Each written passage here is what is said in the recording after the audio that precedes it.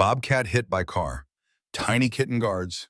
It then a rescue gives a grieving man new purpose. Snow fell heavily outside the old wooden window, transforming Maple Hollow Road into a landscape of white silence. Arthur Hayes, 76 years old, sat by the fireplace in his Vermont cabin, the folded letter to his granddaughter Emma resting on the table like a final verdict. The words inside announced his decision: sell the cabin, leave this place, end the solitary days in the deep forest. He believed his story had reached its conclusion, but the fireplace offered no real warmth that day. The flames consumed seasoned oak logs, yet something within Arthur remained frozen a cold that had settled into his bones 2 years ago when Nora, his calico companion of 17 years, passed away on a quiet September morning.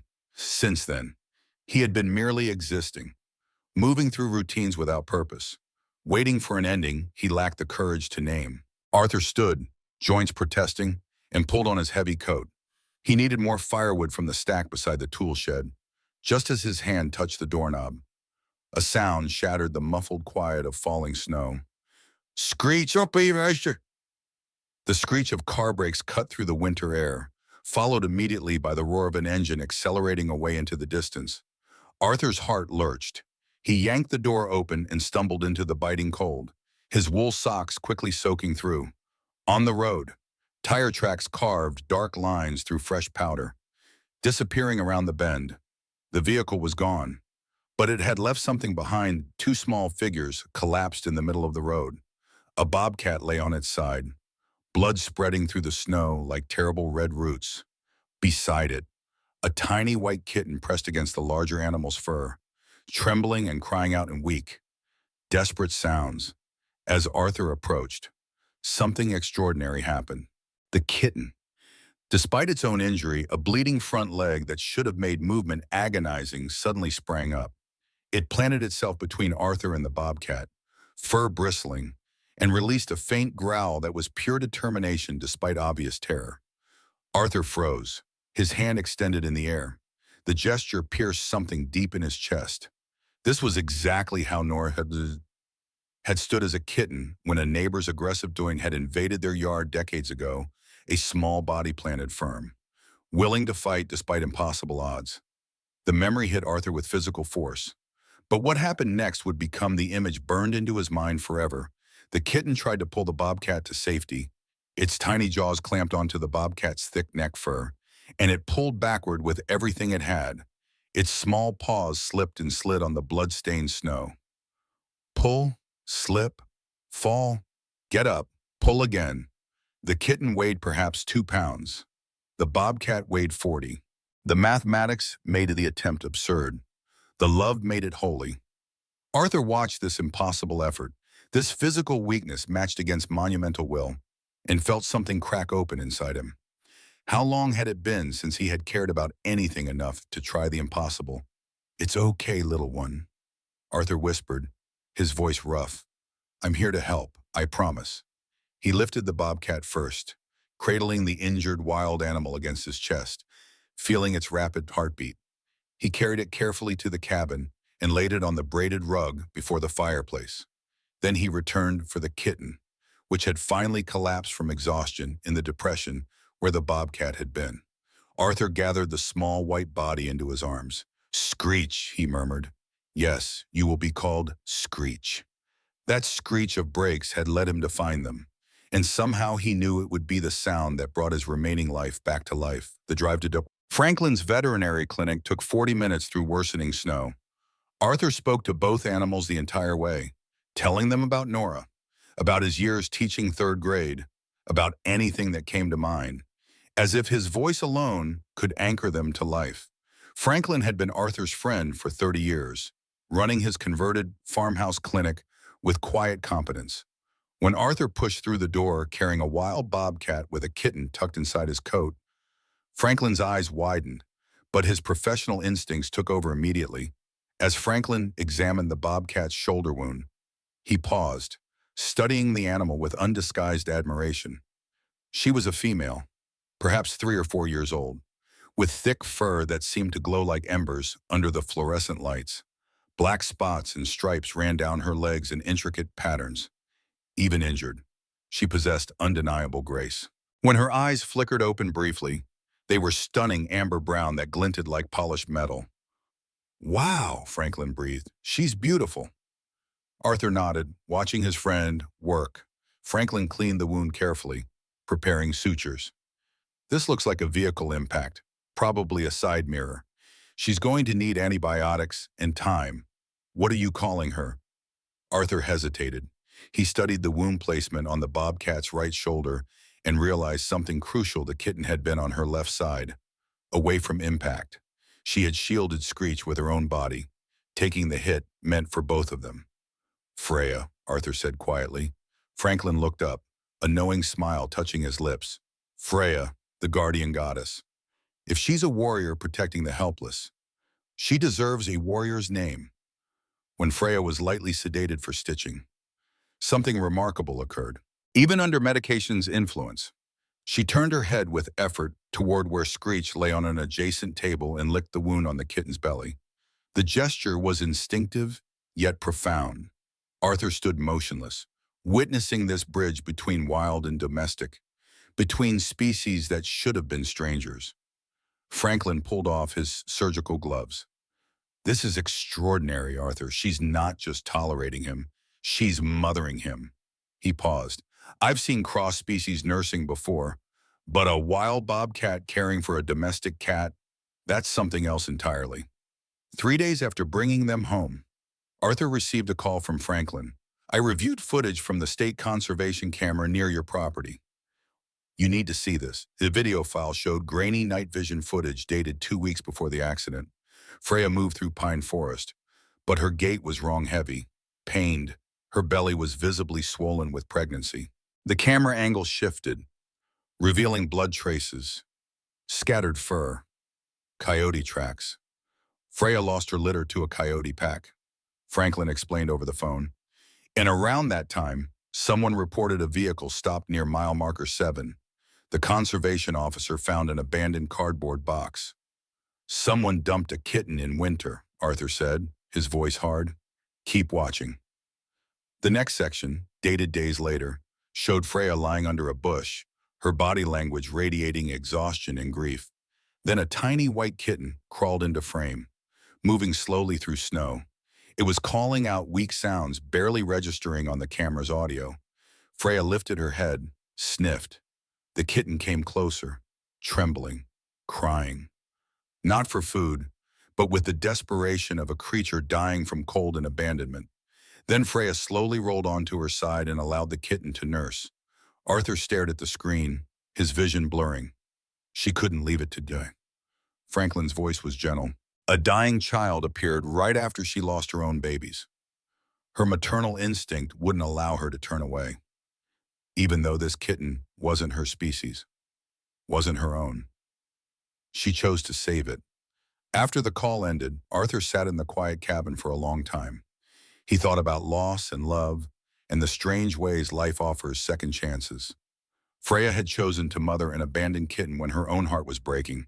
If a wild animal could make that choice, could open herself to love again after devastating loss, then perhaps there was still hope for a stubborn old man. Over the following weeks, Skreech transformed Arthur's existence in unexpected ways.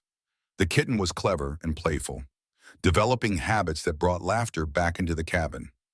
Arthur installed a small bell beside Skreech's food bowl, thinking the kitten might signal when hungry. Within 2 days, Skreech had learned to press it with his paw, and the bell rang constantly morning, noon, night, and midnight. At first, Arthur rushed to check each time. Then he realized Skreech simply enjoyed making the old man come running. The bell drove him crazy, but it was a beautiful kind of crazy, the kind that reminded Arthur he was still alive enough to be irritated, still present enough to feel. For 2 years, he had felt nothing. No anger, no chewing, no annoyance. The absence of feeling had been a kind of death. Skreech was dragging him back to life, one irritating bell ring at a time. Every evening, Arthur began reading aloud the same fairy tales and folk legends he had once shared with third graders. Skreech would curl in his lap, ears flicking forward as if genuinely listening. Arthur told him about Anansi the spider, Brer Rabbit, the Selkie Wives. Sometimes Skreech would purr, a sound like a small motor vibrating against Arthur's chest. One afternoon, feeling playful for the first time in years, Arthur made a wooden sign labeled Cabin Rules and hung it by the door. In his neat teacher's handwriting, he wrote no shedding fur on the leather armchair, no fighting in the kitchen, no ringing the bell at 5 a.m. The next morning, he found Skreech sprawled across the small table beneath the sign, one white paw placed directly over the rules. Arthur laughed out loud. Protest registered. Freya healed slowly, restless in captivity, though never aggressive toward Arthur. She groomed Skreech meticulously and allowed the kitten to sleep against her belly at night, but distance remained in her amber eyes apart, unreachable, forever wild. One early March morning, Arthur woke to find the recovery room door open and Freya gone. She had worked the old latch and returned to the forest. Arthur's heart sank, but he understood. She was a wild creature who had accepted temporary sanctuary while healing. Nothing more. Days later, she returned. This became her pattern, coming and going as she pleased, staying a few days before disappearing into the trees. And then, 3 weeks after her first return, Arthur noticed her belly rounding again. She was pregnant when her litter of bobcat kittens was born in early May, tucked into the back corner of the recovery room closet that Freya had claimed as her den. Arthur felt a profound sense of witnessing something sacred. There were 3 kittens, tiny and spotted, their eyes still closed. Freya was an attentive mother, fierce and protective, and for the first few days, she wouldn't let Arthur near them, but she allowed Skreech to approach, and the white kitten would sit near the closet entrance, as if standing guard over his adopted siblings. As the bobcat kittens grew, and their eyes opened, and they began to stumble around on wobbly legs, Arthur observed their behavior with the same careful attention he had once given to his students' development. Freya began to teach them, and her methods were fascinating. She would drag stuffed toys from the living room, Arthur's old things from when his own children were young, and lay them in front of each little cub. She would demonstrate stalking behavior, her body low to the ground, moving in slow motion. The kittens would watch, then try to imitate her, pouncing on the stuffed animals with varying degrees of success.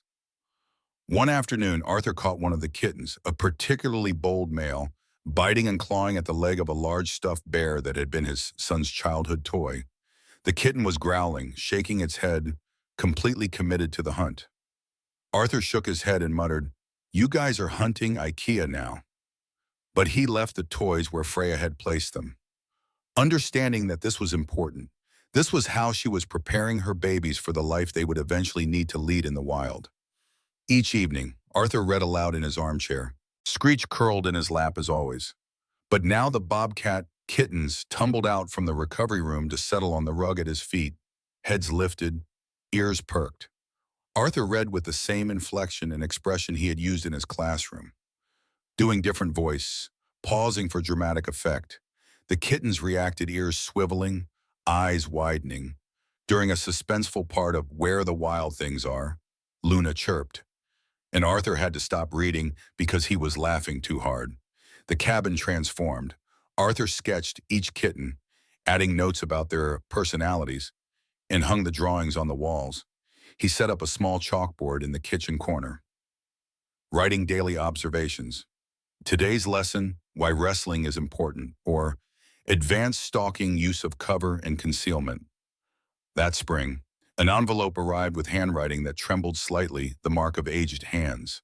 Arthur opened it carefully. Dear Mr. Hayes, you may not remember me. I was Sarah. In your 3rd grade class 20 years ago, I was 8 years old, struggling with reading, convinced I was stupid. You stayed after school every day to help me. You never made me feel broken. You said I was worth the effort. Last month, I graduated from medical school. Yesterday, I saved a 7-year-old boy's life in the emergency room, and all I could think was Mr. Hayes taught me I was worth saving, so I could learn to save others. Thank you for seeing me when I couldn't see myself. Arthur folded the letter, wiping his eyes. Sarah. He remembered her, the quiet girl who had flinched at loud noises, who came to school in the same clothes too many days in a row, who believed she was worthless because that's what she had been told at home. Arthur had fought for that girl and had seen the brilliant mind beneath the pain. He sat at his kitchen table, holding that letter, thinking about Freya refusing to abandon a dying kitten even as her own heart broke. About Skreech trying to drag a bobcat to safety despite impossible odds. About all the students he had believed in when they couldn't believe in themselves. This was why he couldn't give up. Not on Skreech, not on Freya and her kittens, not on the belief that showing up matters, that caring heals both the giver and the receiver. That evening, Arthur looked at the letter to Emma still sitting on the table, the letter announcing he would sell the cabin. He picked it up, carried it to the fireplace, and stood there for a long moment, watching Skreech sleep curled against Freya's side. Maybe it's not the cabin that grew old, Arthur said quietly to himself. Maybe it was my heart that went cold. He dropped the letter into the flames and watched it curl and blacken. Then he knelt beside Skreech and stroked the white cat's head gently. We're staying, he whispered, at least until you don't need me anymore. Maybe longer. But Arthur knew, even then, that the truth was more complicated. It wasn't about Skreech needing him. It was about Arthur needing to be needed, needing to matter, needing to remember that caring for others is what makes us human. As summer arrived, the bobcat cubs grew strong and their wild nature asserted itself more forcefully. They needed space the cabin couldn't provide, needed to learn skills only the forest could teach. Freya began taking them outside for longer periods, and Arthur watched through binoculars as she taught them patience. Tree climbing, the explosive pounce bobcats used to catch prey.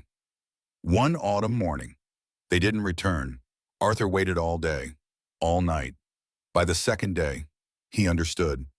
Freya had decided her kittens were ready. They had returned to the wild, to the life they were meant to live. The loss ached, but differently than losing Nora. This was bittersweet, the feeling of having loved something enough to let it go. He had helped raise these kittens and had been part of their lives during their most vulnerable months. Now they were out there living as bobcats should live. Skreech felt the absence too, wandering restlessly for days, checking old sleeping spots, calling out with plaintive meows. But gradually, he settled back into routine with Arthur, and the cabin grew quiet again. That winter, when the first real snow fell in November, Arthur found fresh bobcat tracks on his porch steps. They were smaller prints from a younger bobcat, probably one of Freya's kittens, with larger tracks beside them. Freya had come back, just to visit, just to leave this silent greeting. Arthur stood at the window with his coffee, watching the tracks disappear into the tree line, and smiled. He opened his leather-bound journal, the one Margaret had given him years ago that he had barely touched since her death, and wrote, "Small paws, big heart." This became the pattern of his life. Freya visited a few times each year, sometimes alone, sometimes with her grown kittens. They never stayed long and kept their distance, more wary now as fully wild creatures. But they came, and that was enough. About 2 years after the accident, Jennifer Whitmore from the town council visited. "Mr. Hayes, we're establishing a wildlife rehabilitation center.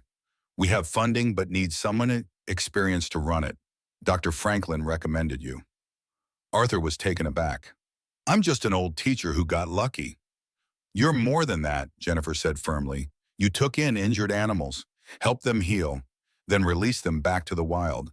That's exactly what rehabilitation is, and Dr. Franklin says you have a gift for it." Arthur looked at Skreech in his lap. He thought about Sarah's letter, about all the years teaching children, believing in them.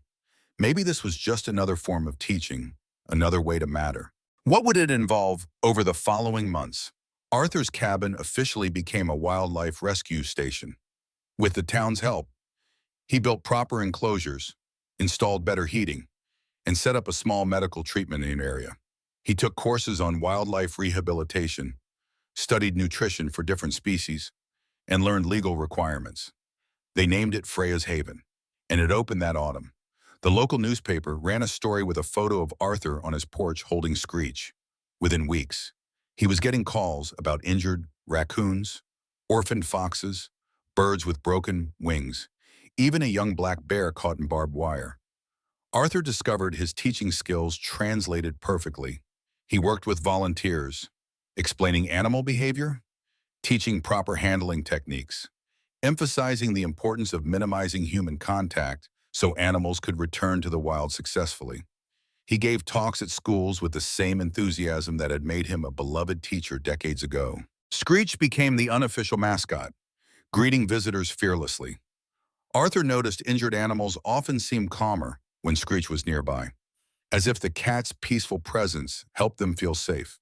But Freya's haven wasn't just for animals. Lonely people found their way there too. Elderly residents stopped by to help with feeding, finding purpose in caring for creatures that needed them. Troubled teenagers volunteered, discovering that nurturing injured animals helped heal their own emotional wounds. The cabin became a community hub in ways Arthur had never anticipated. Time continued its march. Arthur's hair turned completely white. His joints grew stiffer. His hands developed the tremor that comes with age. But the most significant change came gradually. His vision began to deteriorate. It started with difficulty reading small print, then progressed to trouble with details at a distance. Colors became less vibrant, edges less sharp. Dr. Franklin referred him to specialists. The diagnosis was macular degeneration, progressive and irreversible. The day Arthur could no longer read his journal was the day everything changed. He sat at his desk, staring at the page, trying to force the letters into focus. But they remained a blur, meaningless shapes mocking him. Panic rose in his chest, cold, suffocating panic. Reading had been his anchor through every difficult period of his life. Margaret's death, Nora's passing, the lonely years he had written through all of it. Now even that was being taken away. He sat there, hands shaking, feeling the darkness closing in. Not just the darkness of failing vision, but the deeper darkness of purposelessness, of becoming a burden, of no longer being able to contribute. Then he felt a soft touch against his hand. Skreech, now an older cat himself, pressed his head against Arthur's palm and purred. That familiar rumbling sound, unchanged by time, reminded Arthur that he was not alone. All the days that followed, Skreech gradually became more than a companion. He became Arthur's eyes. The white cat, who had grown up in the cabin and knew every inch of it, began to guide Arthur through his daily routines. When Arthur would rise in the morning, disoriented by the darkness that his failing vision imposed on the world, Skreech would meow and rub against his legs, leading him step by step to the bathroom, then to the kitchen. The cat learned to alert Arthur to obstacles, walking ahead and then stopping to wait. His white fur just visible enough in Arthur's peripheral vision to serve as a guide.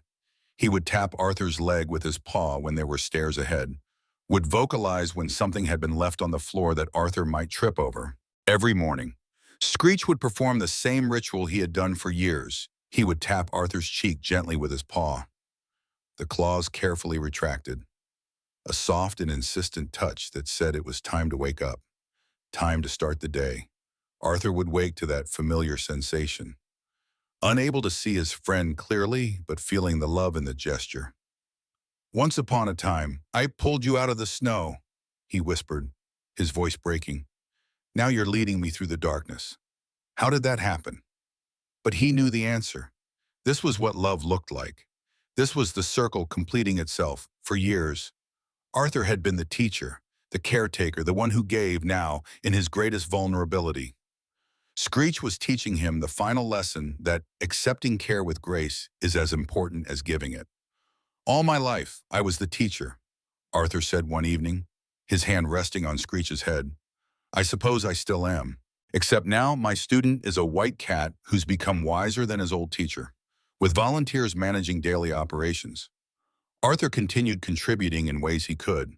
He couldn't see animals clearly, but he could hear them, could discuss behavior and care, and could share stories about the various creatures they had helped. His experience and knowledge remained valuable, even as his eyes failed him. One autumn day, knowing his time grew shorter in the way old people sometimes sense, Arthur dictated a letter to Jennifer. He recounted the whole story, the screech of brakes on a snowy March day, the Bobcat and Kitten lying injured in the road, the months of healing and teaching and learning, the miracle of Freya's maternal love for a kitten that wasn't her own. "If anyone reads these words," Arthur concluded, "please be kind to any guest that comes from the forest. Wild things are not so different from us. They love, they grieve, they make choices about who to save and who to care for. They deserve our respect and compassion. Jennifer placed the letter in a waterproof container and hid it under a loose floorboard in the cabin. Then Arthur turned to Skreech in his lap, stroking the old cat's familiar shape. "Just in case I can't tell you myself how much you've meant to me," he murmured. "How you saved my life, just as surely as I saved yours." The years that followed brought a gentle rhythm. Arthur moved more slowly, needed more rest, but found that age had brought peace he had never known in youth. Volunteers managed most operations, but Arthur remained the heart of Freya's haven, the keeper of its stories and spirit. Freya continued her visits, and though she was older now, her movements still held grace. Sometimes Arthur would wake to find her sleeping on the porch, as if she had come to check on him during the night. One particular winter morning, Arthur woke to Skreech's familiar paw tap on his cheek. He smiled, reaching out to stroke the old cat. Through the blur of his vision, he could just make out the white shape of Skreech, and beyond him, through the window, snow falling once again. Jennifer arrived with news a donor had come forward with funding to expand Freya's haven, to build better facilities and help more animals. Arthur listened, offering suggestions, his mind still sharp even as his body grew frailer. That afternoon, as Arthur sat on the porch wrapped in blankets, he heard familiar paws on snow. Freya emerged from the tree line, moving more carefully with age but still beautiful. Behind her came Saga, her cautious daughter who had inherited her mother's wisdom. They approached and settled in their usual spots close enough to be present, far enough to remain wild. Arthur couldn't see them clearly, but he knew they were there. He could hear their breathing, could sense their presence the way you sense beloved family even in darkness. "Still here," he said softly. "We're all still here." What happened next would become the moment Arthur treasured most. Another sound emerged from the forest, smaller paws. Multiple sets. Saga had brought her own kittens, 3 young bobcats experiencing their first winter. They approached tentatively, curious about this strange old human their grandmother and mother trusted. Arthur sat very still, hardly breathing. Through the blur of his vision, he could just make out their shapes in the snow. 4 generations Freya, who had lost her first litter and saved an abandoned kitten. Saga, who had been raised alongside a domestic cat. And now these new kittens. Learning that this cabin was a place of safety, Jennifer stood at the window, watching this scene, her phone recording. Later, she would write in the Freya's Haven Journal, Day 1, 8/25, the first snowfall reunion. They came back, all of them. They remembered. That evening, Arthur sat in his armchair with Skreech purring in his lap. The fire crackled warmly. Through the window, he could sense, rather than see, Freya and her family at the forest edge, keeping their eternal vigil. "Do you understand what we did?" Arthur asked Skreech. "We built a family, not from blood, but from choice, from showing up when it mattered, from refusing to give up on each other." Skreech's purr deepened, the sound vibrating through Arthur's chest like an answer. Outside, volunteers were finishing evening tasks, their voices carrying through the cold air laughter and conversation. The sounds of community and purpose. Inside, rescued animals rested in warm enclosures, healing under careful watch. And at the edge of the forest, wild bobcats kept vigil over the strange old man who had once saved their matriarch. Arthur thought about Sarah's letter, about all his former students now grown with children of their own. He thought about the circle of giving and receiving, teaching and learning, saving and being saved. He had spent his life believing that caring for others gave life meaning. Only now, in his twilight years, had he learned the deeper truth that allowing ourselves to be cared for, to be vulnerable, to accept help, this too is a gift we give. Life begins when we stop running from pain and start listening to what's calling us. He whispered into Skreech's fur. "Family isn't blood, it's choice. And caring heals both ways, the one who gives and the one who receives." Freya's haven continued to operate. Each winter, when the snow fell thick and heavy on Maple Hollow Road, small footprints would appear outside the cabin that now served as the main office of Freya's haven. Bobcat tracks, sometimes alone, sometimes in pairs or groups, leading right up to the porch steps. The volunteers would find them in the morning and smile, understanding that Freya's descendants were keeping the tradition alive, checking on the place that had once been their sanctuary. And Skreech, a wise elder cat, had become a healer in his own right. Whenever volunteers brought in newly rescued animals, frightened and hurting, Skreech would approach slowly and touch their faces with his paw gentle, reassuring, the same gesture Arthur had used when he first touched an injured kitten in the snow. Arthur, meanwhile, watched his grown kid welcoming them with pride, now in the cabin on Maple Hollow Road, where the fire still burns warm each winter evening. Arthur sits in his old armchair with Skreech purring in his lap. Sometimes, through the window, he senses Freya watching from the forest edge, keeping vigil over the family she chose that snowy day so many years ago. They are all still here, connected by bonds that formed in a moment of crisis and grew into something transcendent, proof that love crosses all boundaries between human and animal, domestic and wild, teacher and student, the one who saves and the one who is saved. And on quiet evenings, you can hear an old man's voice reading fairy tales to whoever will listen. The story continues, written in paw prints in the snow and in the gentle touch of healing hands, a testament to second chances in the families we choose when we stop running from pain and start listening to love's call. Every rescue begins with a heartbeat that refuses to give up. We're grateful you chose to listen to this one. If you'd like to hear more stories like this, a simple like or subscribe means the world to us.